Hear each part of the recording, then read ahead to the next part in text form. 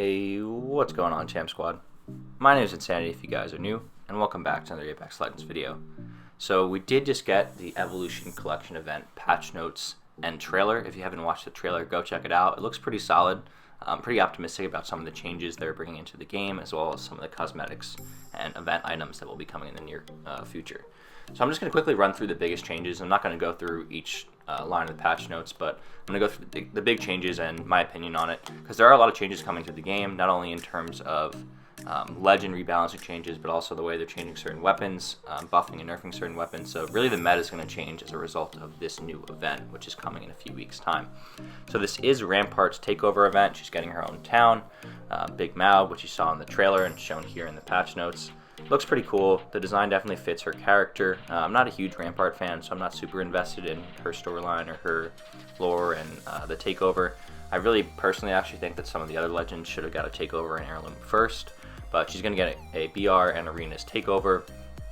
She will be getting her heirloom, which is some sort of wrench. I think it fits her character well, but I'm not a huge fan. I think it looks kind of basic. It's not super detailed or stylized.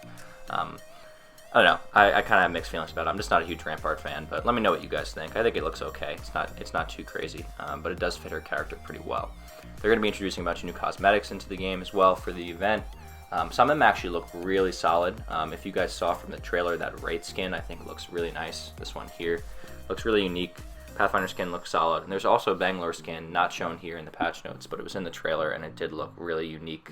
Also had a lot of face paint and hair coloring, definitely one of the more distinctive Bangalore skins that I've seen, so I'm excited about that. In terms of balance changes, so they're basically reworking Rampart completely.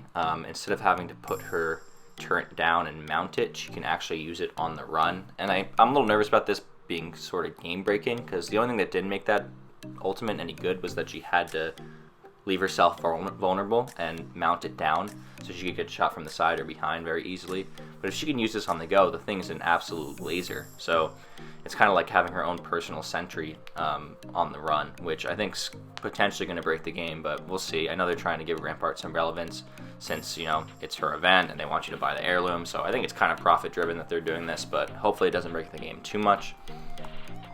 Revenant's also getting a nice little nerf, in my opinion. If you guys know me at all, I think Revenant's one of the worst things to be added to the game, just his ultimate ability, especially in ranked.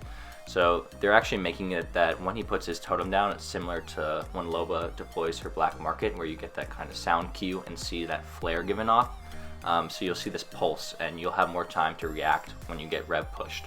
You'll be able to run away faster, or just prepare for the push and shoot that totem out quicker. So I think this is a good change. Octane's finally getting what I think is a pretty deserved nerf. I do think Octane's been the best legend in the game for the past season and a half now, ever since they reworked his jump pad. So they're reducing the jump pad distance by a little bit, which I think is good. I think it needs to be kind of brought back a little bit. You can get so far with those pads, especially in Rev Totem, and they're also reducing his health regeneration speed. I think this makes sense. I think Octane's still going to be very good, but this is a good start in kind of balancing him back a little bit. Bloodhound's getting kind of basic change, not super important, and the Bocek is getting a slight buff in terms of damage and reload speed. The Hemlock, they're actually kind of reverting the changes they made last season, which I think is a bad move, because the Hemlock was really, really broken, and the only thing that kind of brought it back to being a decent but not overpowered gun was making the hipfire accuracy worse. And now they're basically going back on that and improving the hipfire accuracy by reducing the spread and letting it reset faster. So the Hemlock's going to be one of the best ARs in the game again, in my opinion.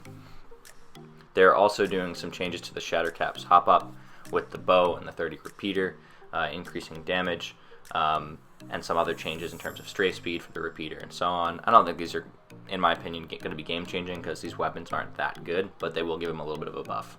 Huge weapon change is the L-Star finally getting nerfed. This gun has ruined the high tier ranked meta for arenas. If you guys have played that at all, the gun's just an absolute laser, even when it's not kitted out.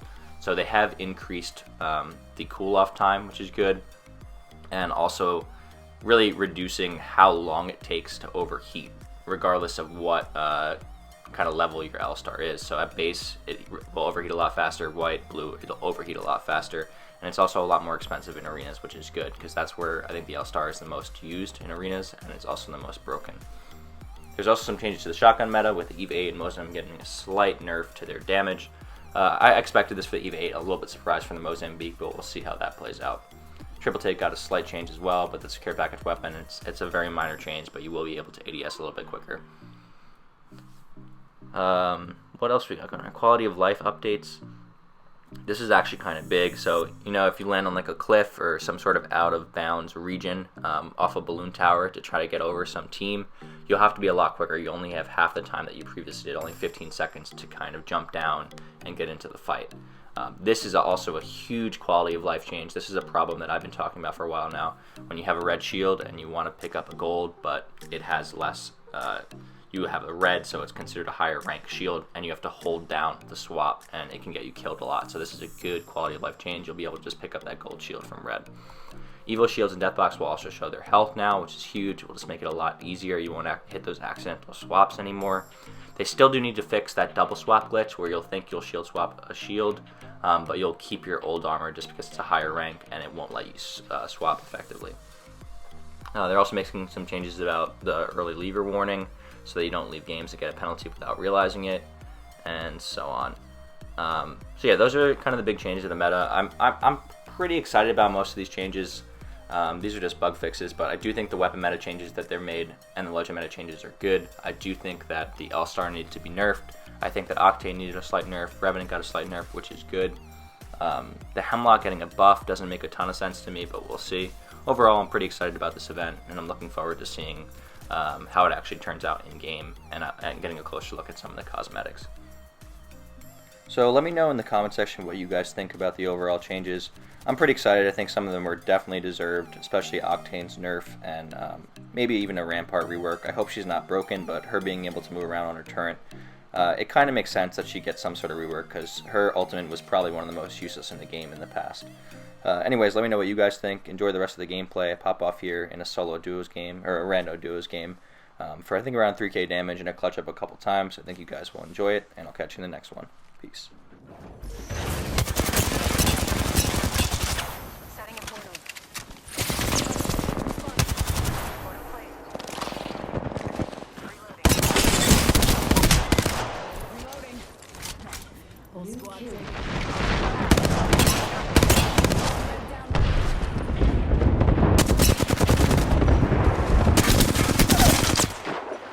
down to target.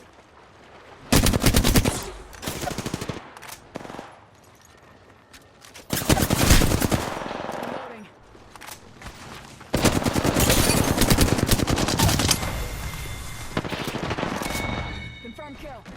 That was the last one. Give me a sec. Bossing right here.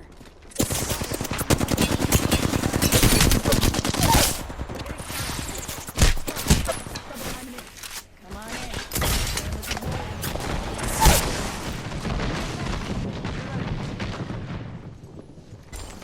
Need to recharge my shield.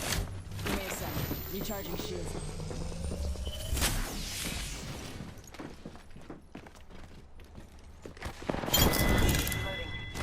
Interesting.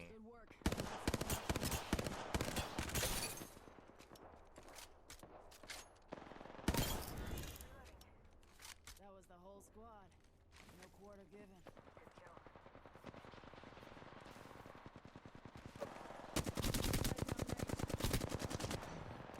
Care package incoming. Y'all earned this. Enemy spotted.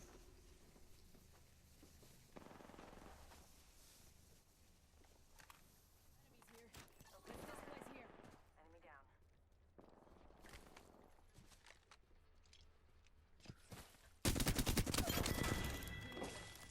That was the whole squad. No quarter given. Last squad. Valk's weak.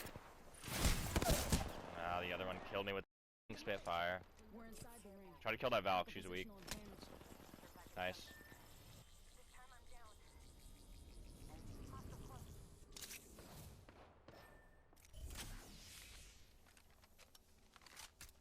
I don't have any medkits. Watch my back. Hey, what? He knocked one, didn't he?